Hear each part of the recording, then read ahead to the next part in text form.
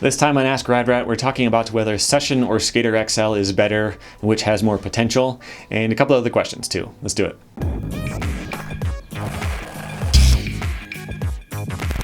Welcome back to Rad Rat Video, a channel where you can watch me talk about skateboarding and watch me skateboard and watch me teach you how to skateboard and watch me talk about history of skateboarding and listen to me play games and stuff. Today what we're doing though is talking about all kinds of your questions on Ask Rad Rat. And my first question is from someone who put in Sneaky Secrets for his name. He's talking about how on some days I struggle to get my basic flat ground ollie over 6 to 8 inches. But the second I go to ollie over a box or traffic cone or something, everything just naturally clicks into place. My pop is quicker, timing is tighter, the board is sticking to my feet better, I'm sucking my knees up higher, and all of a sudden I'm ollieing 2 feet off the ground instead of 6 inches. I know several other people that experience this as well. What exactly is going on? Why can't I repeat the same motion with or without something to ollie over? I've got to assume that when there's something I need to clear, my brain starts subconsciously flipping a bunch of switches somewhere behind the scenes to make sure I can get over it. So a name for this, does this kind of thing happen with other sports? So I think it's more of like a being able to picture yourself do the trick and to see the follow through in your head and everything. Like having an obvious goal, an obvious target makes it a lot easier. I think it's kind of the same thing as watching someone else do a trick. So I grew up in a time where 360 flips were common and easy and everyone on earth can do them. In the 80s, maybe you've never seen one before. You saw it in a picture in a Thrasher or something like that, and that's it. We would have a different difficulty learning that trick because I have the impression that it's easy, and so I can go do it. You have never even technically seen one in motion. It'd be a lot harder for you to learn it, right? And if you have this obvious goal, you've seen people ollie over a cone before, you may have seen someone ollie over that cone before, and you know it's possible, you know you can do it, and you go for it. That's easier than like ollie as high as you can. What does that mean? It's really hard to just like put 100% effort into something where you can't tell the difference whether you did a good or bad job. If I put 70% into my ollie, that'll feel really high, but it's not the best that I could do. And I think it's the same with sports. Like if you were to take a baseball bat and swing it as hard as you can, and then do it again, except this time there's actually a ball coming at you. I'm sure that you would swing harder knowing that you're going to hit that thing. You're looking at that ball and you're just going to send it flying versus like swing it hard. Like it's hard to picture something, it's hard to actually visualize it and follow through on that if there's no target. So I think that's kind of an interesting thing. I've seen that with myself, although I kind of have the opposite problem sometimes. Like if I was just stationary, do as big of an ollie as you can, I think I would get relatively high. But if it's like, hey, try to 50-50 on that ledge over there, and it's like 4 inches shorter, I'd have trouble getting up onto it. I don't know, like it's more of a confidence thing too. Like if you're convinced you're going to hang up on it, you probably will. So I don't know. There's a lot of mental stuff in skateboarding that isn't necessarily your physical ability and talent. Of course you can jump more than 6 inches. So why is it harder to get an ollie up 6 inches in the air?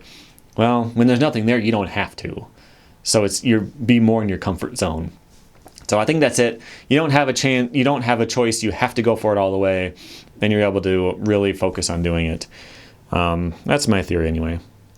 Next question is from Danny, who says, why do Venture trucks say awake on them? Which is a confusing question because you'd think you'd be able to find the answer to that, wouldn't you? So this is the thing he's talking about. A lot of the new trucks from Venture just say awake on them somewhere. And this was the name of their video recently, and I think it's just their new tagline. I looked up a lot of their ads, and they were like brochures and stuff. You know what's weird? A lot of skateboarding companies, they don't have like pages for their stuff on their site. They just make like a print ad and then scan it, which would have been fine in 2008 or something like that, but they still do that, where it's just an ad. And then if you click on it somewhere, it'll take you to like Active Ride Shop or something like that. probably an official store, but it'll just take you to a shop page somewhere. It doesn't actually talk about the trucks. You think it'd be like when you're shopping for like a computer or something like that, and you scroll down the page, and as you're scrolling, it like shows the computer move around, and you see like, oh, he has so many slots for RAM or something like that. You think they would do that kind of thing? Where it'd show like, oh, the hollow axle allows for saved weight, or like, this or that, showing different features and stuff. They just don't. It's just a picture, and that's it. And then you can buy it if you want. But I went to their the site of the distributor, and they call it the Awake Global Takeover Collection. So what I'm thinking, from the best that I was able to determine from like an hour of looking this up, is that it's just the name of the current line of their truck. So instead of saying Venture on the truck, it just says Awake, because that's their new tagline. I think that's all it is.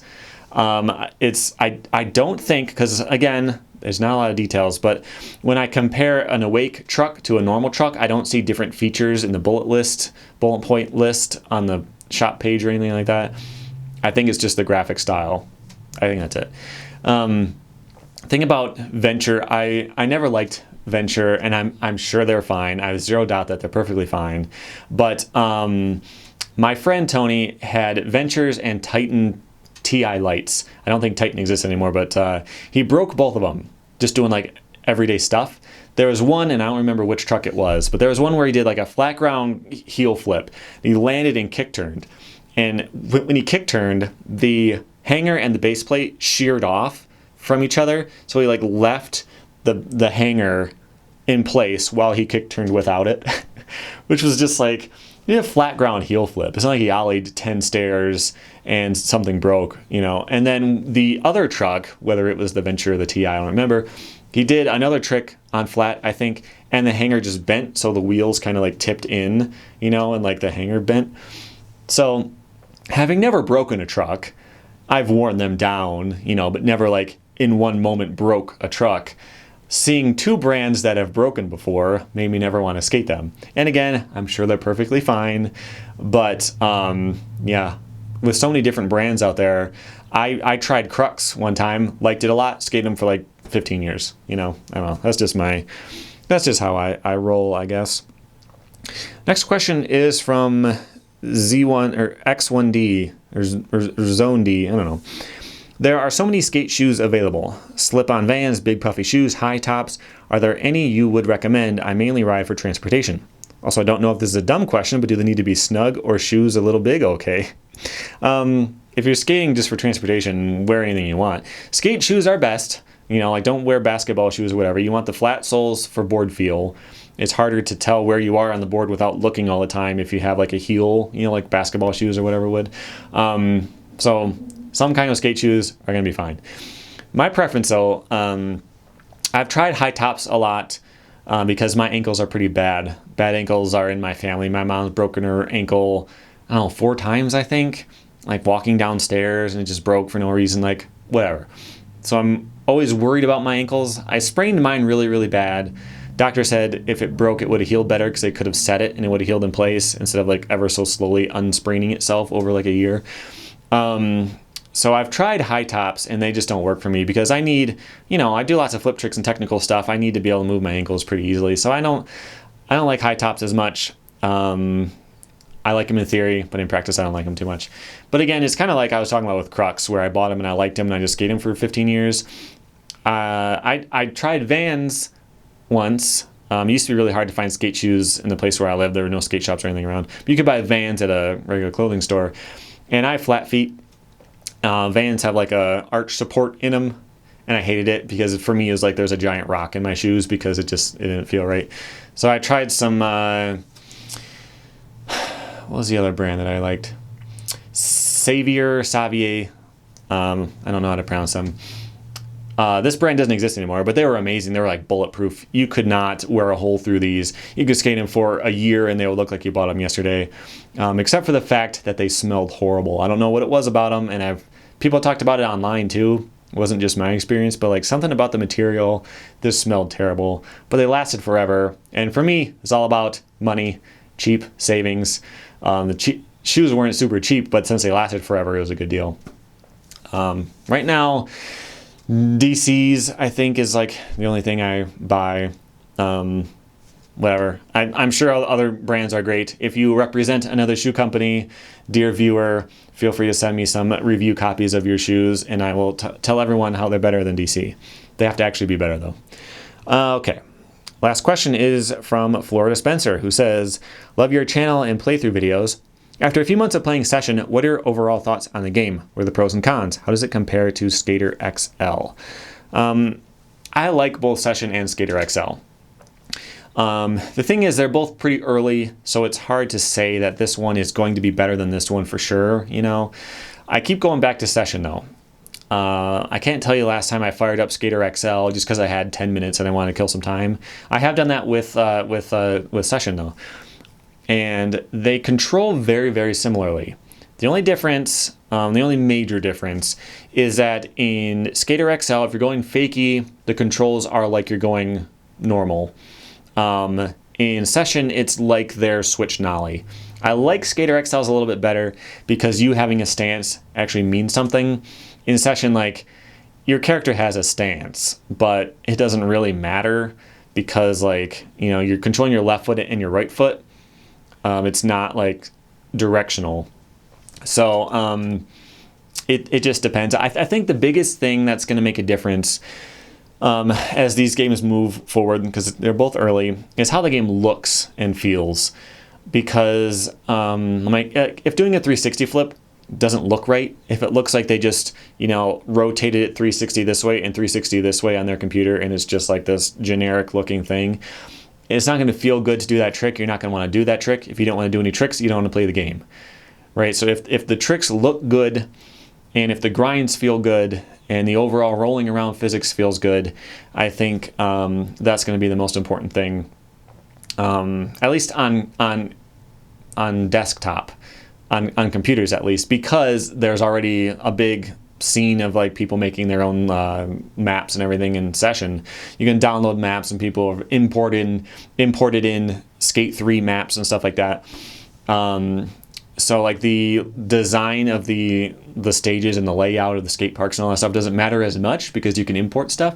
That's only on computers right now, though. So the way the games feel and the maps are going to be the most important thing. I don't care personally if there's any kind of story stuff, if there's going to be, you know, any kind of more video gamey things like playing online with your friends and they're in the same world as you. That's cool, I guess, but I don't really care about that as much. What really matters is how the game feels, how realistic the skateboarding is, and how much you enjoy doing simple tricks. Because they're both sim style. You know, if I do a kickflip tail slide, how satisfying does that feel? That's 100% of what's going to make which game be the better one. And right now, because they're early, it's kind of hard to tell. You'll still glitch around and you'll fall through the floor, you know, whatever. Weird stuff happens to both of them still at this point.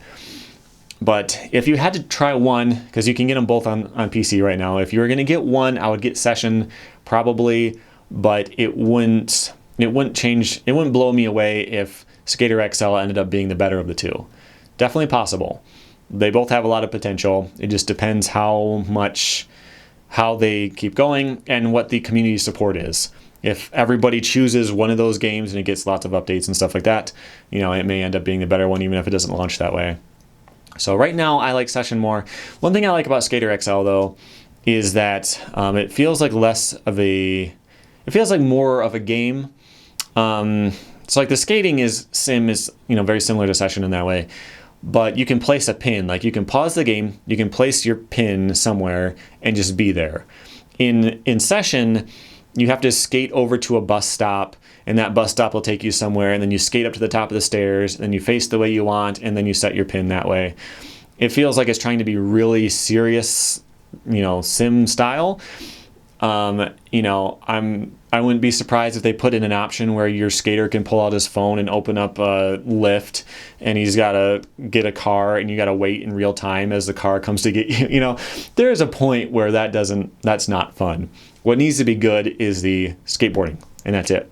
Yeah, I would try both. They're both pretty cheap at this point. If you had to pick one, I would go for Session, but I will, of course, have to return and reevaluate as these games get more polished and more finished.